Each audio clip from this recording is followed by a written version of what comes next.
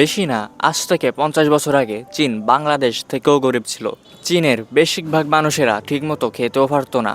চীনের ছোট ছোট বাচ্চারা অপুষ্টিতে ভুগতেছিল।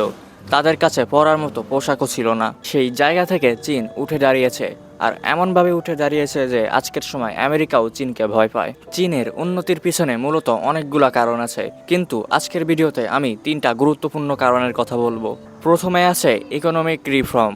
চীন 1978 সালে দুনিয়ার জন্য নিজের মার্কেট খুলে দিয়েছিল। দ্বিতীয় হলো চীন নিজেকে বিশ্বের ফ্যাক্টরি বানিয়ে দেয়। চীনে সস্তা শ্রমিক পাওয়া যায়, ফলে প্রোডাকশন কষ্ট কমে যায়। ফলে অ্যাপল, নাইকি, স্যামসাং কোম্পানি চীনে ফ্যাক্টরি খোলা শুরু করে। তার ফলে চীন হয়ে যায় factory of the world. 3 number হলো চীন টেকনোলজির দিকে ফোকাস করা শুরু করে। 2025 সালে চীন R&D মানে রিসার্চ অ্যান্ড ডেভেলপমেন্টে $550 বিলিয়ন বিনিয়োগ করে। এর ফলেই যে চীনে একসময় সাইকেল দেখাও রেয়ার ছিল, সেই চীনেই এখন স্মার্ট কার, স্মার্ট সিটি নর্মাল হয়ে গিয়েছে। ভিডিওটা কেমন লেগেছে কমেন্টে জানাবেন।